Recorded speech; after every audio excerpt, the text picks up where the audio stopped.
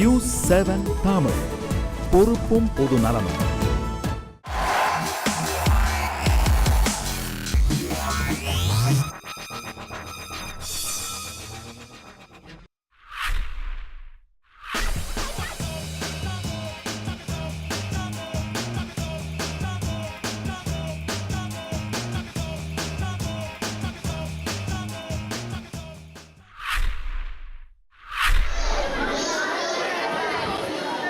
கன்னியாகுமரி மாவட்டம் மார்த்தாண்டம் அருகே திருவனந்தபுரத்தில் தேசிய அளவிலான 10வது கராத்தே போட்டி நடைபெற்றது. தமிழகம், கேரளா, கர்நாடகம், புதுச்சேரி உட்பட பல்வேறு மாநிலங்களிலிருந்து 400க்கும் மேற்பட்ட வீரர் வீராங்கனைகள் தனிநபர் மற்றும் குழு போட்டிகளில் பங்கேற்று தங்களது திறமைகளை வெளிப்படுத்தினர். புள்ளிகள் அடிப்படையில் தனிநபர் மற்றும் குழுக்கள் தேர்ந்தெடுக்கப்பட்டு கோப்பைகள் மற்றும் சான்றிதழ்கள் வழங்கப்பட்டன. இதில் வெற்றி பெற்ற அணிகள் வரும் 27ஆம் தேதி மும்பையில் நடைபெறும் போட்டியில் பங்கேற்க உள்ளன.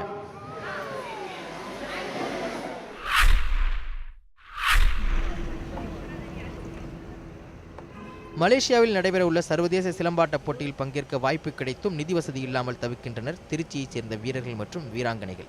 வீரம், விவேகம், தற்காப்பு இவற்றை அடிப்படையாக கொண்டது தமிழகத்தின் பாரம்பரிய விளையாட்டான சிலம்பாட்டம். மலேசியாவில் வரும் பிப்ரவரி 5ஆம் தேதியிலிருந்து 8ஆம் தேதி வரை சர்வதேச சிலம்பாட்ட போட்டி நடைபெற உள்ளது. இதில் பங்கேற்க திருச்சி மாவட்டத்தைச் சேர்ந்த 10 வீரர்கள் தகுதி பெற்றுள்ளனர். ஆனால் போதிய நிதி வசதி இல்லாததால் அவர்கள் அனைவரும் மலேசியா செல்ல முடியாமல் தவிக்கின்றனர்.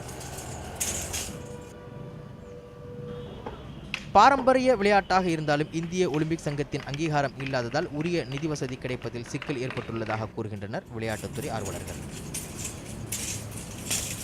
சிலம்பு விளையாட்டினுடைய ஒரு கலையாகப்பட்டது மென்மேலும் வளர்ச்சி அடையணுன்றதுக்காக வேண்டிய நான் ரொம்ப தூரம் பிரயாசப்பட்டுக்கிட்டு இருக்கேன்.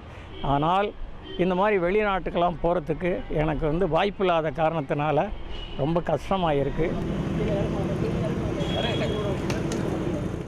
தகுதி இருந்தும் தவிக்கும் இவர்களுக்கு அரசு அல்லது தனியார் நிறுவனங்கள் உடனடியாக உதவ வேண்டும் என்பதே சிலம்பாட்ட வீரர்களின் வேண்டுகோளாக உள்ளது.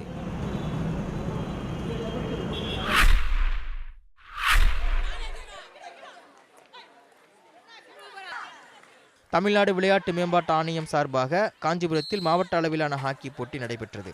5 நாட்கள் நடைபெற்ற இந்த போட்டியில் மொத்தம் 12 அணிகள் கலந்து கொண்டன.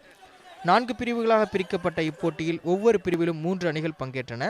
லீக் முறையில் நடைபெற்ற இந்த போட்டியில் டிபி ஜெயின் அணி, ஆதம்பாக்கம் அணி, SRM பல்கலைக்கழக அணி மற்றும் காஞ்சிபுரம் டவுன் ஹாக்கி அணி ஆகிய அணிகள் இறுதிச் சுற்றுக்கு தகுதி பெற்றன. மொத்தம் 6 போட்டிகள் நடத்தப்பட்ட இறுதிச் சுற்றில் ஆதம்பாக்கம் அணி 9 புள்ளிகள் பெற்று முதலிடத்தை தட்டிச் சென்றது.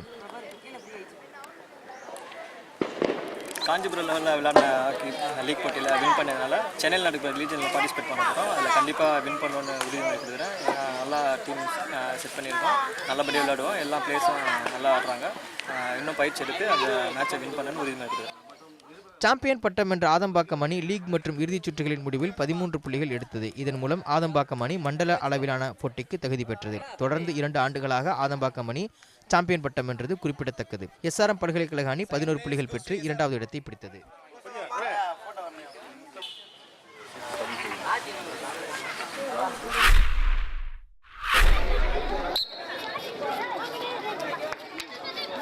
திருவள்ளூர் மாவட்ட ஆட்சியர் வளாகத்தில் உள்ள விளையாட்டு மைதானத்தில் சிலம்பாட்ட போட்டி நடைபெற்றது. இதில் 12, 14 மற்றும் 18 வயதிற்குட்பட்ட பிரிவுகளுக்கு போட்டி நடத்தப்பட்டது. 2 நாட்கள் நடைபெற்ற சிலம்பாட்ட போட்டியில் 200க்கும் மேற்பட்ட வீரர் வீராங்கனைகள் பங்கேற்றனர்.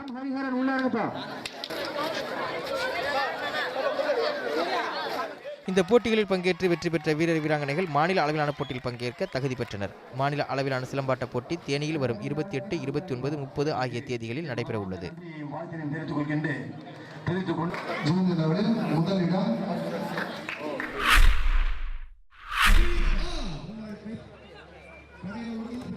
விருதுநகர் மாவட்டம் ராஜபாளையம் தனியார் பள்ளி வளாகத்தில் 64வது மாநில கைப்பந்து சாம்பியன்ஷிப் போட்டி நடைபெற்றது. லீக் மற்றும் நாக் அவுட் முறையில் களைகட்டிய இந்த போட்டியில் இறுதி ஆட்டத்தில் ஆண்கள் பிரிவில் சென்னை கஸ்டம்ஸ் அணி வீரர்களும் இந்தியன் ஓவர்சீஸ் வங்கி அணி வீரர்களும் பலப்பரீட்சை நடத்தினர். கஸ்டம்ஸ் அணி முதல் செட்டை 20-25 என்ற கணக்கில் இழந்தது. அடுத்த 3 செட்டுகளையும் 31, 29, 25, 22, 25, 22 என்ற புள்ளிகள் கணக்கில் போராடி வென்று முதல் பரிசை தட்டிச் சென்றது.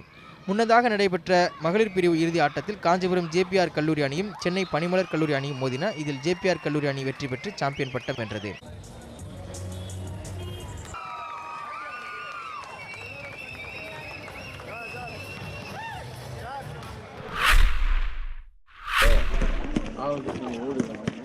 பாரதியார் பிறந்தநாளை முன்னிட்டு தேனியில் விளையாட்டுப் போட்டிகள் நடைபெற்றன. 7ஆம் தேதி தொடங்கி மொத்தம் 3 நாட்கள் இந்த போட்டி நடைபெற்றது. தேனி மாவட்டத்தில் உள்ள 24 பள்ளிகளில் இந்த போட்டியானது நடத்தப்பட்டது. இதில் கபடி, கோகோ, கால்பந்து, கூடைப்பந்து உள்ளிட்ட 12 வகையான போட்டிகள் நடத்தப்பட்டன. இந்த போட்டிகளில் பங்கேற்று வெற்றி பெற்ற மாணவ மாணவிகளுக்கு மொத்தம் 11 லட்சத்து ரூபாய்க்கான காசோலை பரிசாக வழங்கப்பட்டது.